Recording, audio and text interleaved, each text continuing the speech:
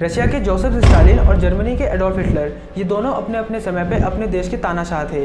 इन दोनों ने अपने अपने समय पे अपने देश को रूल किया है। इन दोनों ने अपनी अपनी आइडियोलॉजी से अपने अपने देश के एक वर्ग को बहुत नुकसान पहुंचाया था। अगर बात करें इन दोनों डिक्टेटर्स की आइडियोलॉजी की, तो इन दोनों डिक्टेटर्स की आइडियोलॉजी में जमीन आसमान का फर्क दिखेगा। जहां स्टालिन सपोर्ट करते थे कम्युनिस्ट आइडियोलॉजी को, वहीं हिटलर सपोर्ट करते थे फासिस्ट आइडियोलॉजी को। कम्युनिस्ट आइडियोलॉजी को आप एक्सट्रीम लेफ्ट विंग और फासिस्ट आइडियोलॉजी को आप एक्सट्रीम राइट विंग कह सकते हैं। Right wing, left wing, communist, liberal, conservatism, socialism, ये सारे वर्ड्स इंडिया की पॉलिटिक्स में बहुत ज्यादा इस्तेमाल होने लगे हैं और आज भी लोगों को बहुत ज्यादा कंफ्यूजन है इन वर्ड्स को लेकर। फॉर एग्जांपल, देश की मेजोरिटी को ऐसा लगता है कि असदुद्दीन अवैसी की पार्टी AIMIM लेफ्ट विंग की पार्टी है, जबकि ऐसा कुछ भी नहीं है। डिफरेंट पॉलिटिकल आइडियोलॉजीज को समझने के लिए ग्राफिकल रिप्रेजेंटेशन का इस्तेमाल होता है, जिसे हम पॉलिटिकल स्पेक्ट्रम कहते हैं। ये पॉलिटिकल स्पेक्ट्रम आइडियोलॉजीज को लेफ्ट विंग और राइट विंग में डिवाइड करता है। इस पॉलिटिकल स्पेक्ट्रम को समझने से पहले हम लेफ्ट विंग और राइट विंग की हिस्ट्री को समझ लेते हैं।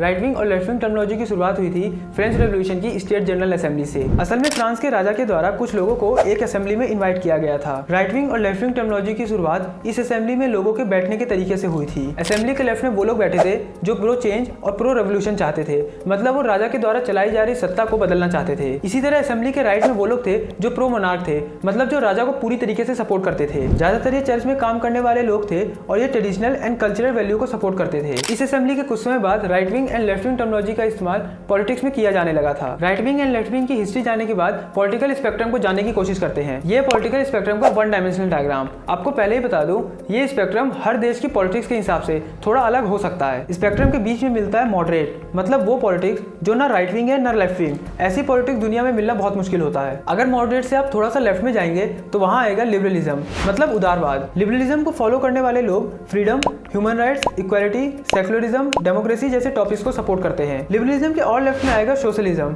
मतलब समाजवाद। सोशलिज्म में पब्लिक ओनरशिप की बात होती है। यहाँ सोशल इक्वालिटी को और अच्छे से फॉलो किया जाता है। सोशलिज्म के बाद आता है कम्युनलिज्म, मतलब साम्यवाद। कम्युनलिज्म लेफ्ट विंग के सबसे आखिरी में आता है और ज्यादातर यहाँ पे डिक्टेटर्स मिलते हैं। मतलब ये सोशलिज्म के एक्सट्रीम फॉर्म को सोसाइटी में अप्लाई करने के लिए डिक्टेटरशिप का भी सहारा लेते हैं, जैसे स्टालिन ने किया था। सेम ऐसे ही अगर बात करें राइट विंग की, तो राइट विंग में सबसे पहले आता है कंजर्वेटिज्म, मतलब रूढ़िवादी। कंजर्वेटिज्म में लोग ट्रेडिशनल एंड कल्चरल वैल्यू को बचाने की कोशिश करते हैं। अगर कंजर्वेटिज्म से थोड़ा आगे बढ़े तो आएगा लिबर्टेरियनिज्म, मतलब स्वतंत्रतावाद। लिबर्टेरियनिज्म में बात करें तो पॉलिटिकल फ्रीडम और इक्वालिटी के साथ साथ सिविल राइट्स जैसे freedom of association, freedom of thoughts, freedom of speech and freedom of choice की बात होती है। लिबर्टेरियनिज्म को और एक्सट्रीम लेवल पे लेके जाएं तो आएगा फासिज्म।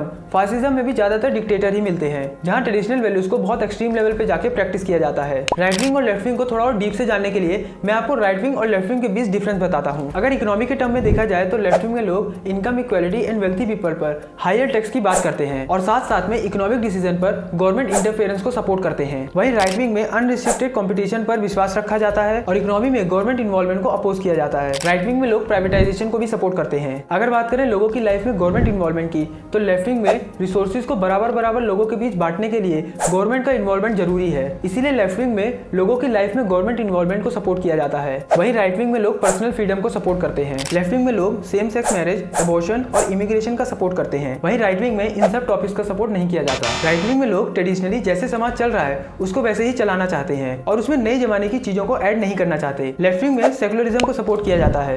रिलीजियस एस्पेक्ट को स्टेट पॉलिटिक्स से अलग रखा जाता है। देश चलाने के लिए स्टेट पॉलिटिक्स में रिलीजन को अलग करके देखा जाता है, लेकिन वहीं राइट विंग में रिलीजन की इन्वॉल्वमेंट को स्टेट पॉलिटिक्स में सपोर्ट किया जाता है। अगर बात करें मिनोरिटी के हक की, तो लेफ्ट विंग में मिनोरिटी को स्पेशल ट्रीटमेंट दिया जाता है और वहीं राइट विंग में कोई मिनोरिटी स्टेटस नहीं दिया जाता और इक्वालिटी फॉर ऑल को सपोर्ट किया जाता है। लेफ्ट विंग हमेशा कैपिटल पनिशमेंट के खिलाफ रहता है। लेफ्ट विंग में कभी भी डेथ पेनल्टी को एक्सेप्ट नहीं किया जाता, चाहे वो फांसी देना हो या एनकाउंटर करना। वहीं राइट विंग में डेथ पेनल्टी एंड एनकाउंटर्स को सपोर्ट किया जाता है। आज के टाइम पे पूरी तरीके से राइट विंग और पूरी तरीके से लेफ्ट विंग आइडियोलॉजी को सपोर्ट करने वाली पार्टी का मिलना बहुत मुश्किल है, क्योंकि हर पार्टी को समय के हिसाब से कुछ ऐसे डिसीजन लेने पड़ते हैं जो देश के लिए तो सही है, लेकिन डिसीजन किसी दूसरी आइडियोलॉजी से मैच करता है। जैसे 1991 में इंडियन नेशनल कांग्रेस के द्वारा देश में LPG लाया गया था, मतलब इंडिया की मार्केट को बहुत हद तक फ्री कर दिया गया था गवर्नमेंट कंट्रोल से। लेकिन ये डिसीजन तो राइट विंग का होना चाहिए और देश में लोग इंडियन नेशनल कांग्रेस को लेफ्ट विंग की पार्टी कहते हैं। सेम ऐसे लेफ्ट विंग में हेल्थ केयर को फंडामेंटल राइट माना जाता है और हेल्थ केयर में सब्सिडी को सपोर्ट किया जाता है। लेकिन वही वहीं कोरोना पैंडेमिक में मोदी गवर्नमेंट, जो कि एक राइट विंग की पार्टी है,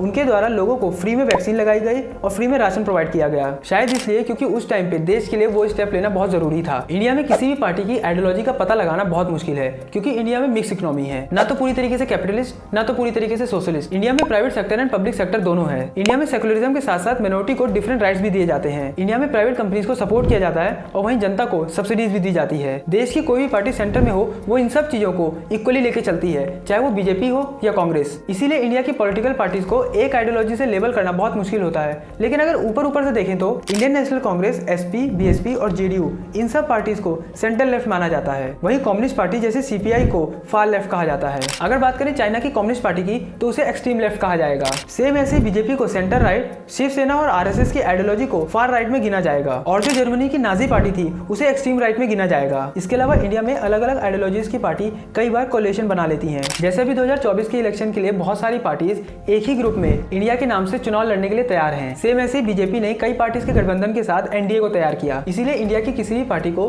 पूरी तरीके से प्रो राइट विंग और पूरी तरीके से प्रो लेफ्ट विंग कहना सही नहीं है। आप इंडिया के प्रोस्पेक्टिव से राइट विंग और लेफ्ट विंग के बारे में क्या सोचते हैं, कमेंट में जरूर बताइएगा। और अगर आप इलेक्टोरल बॉन्ड्स के पूरे केस के बारे में जानना चाहते हैं तो इस वीडियो को जरूर चेक करिएगा। और अगर वीडियो अच्छी लगी हो तो प्लीज वीडियो को लाइक करें, और बहुत अच्छी लगी हो तो प्लीज वीडियो को शेयर करें। अब हम मिलेंगे अगले वीडियो में, तब तक के लिए नमस्कार।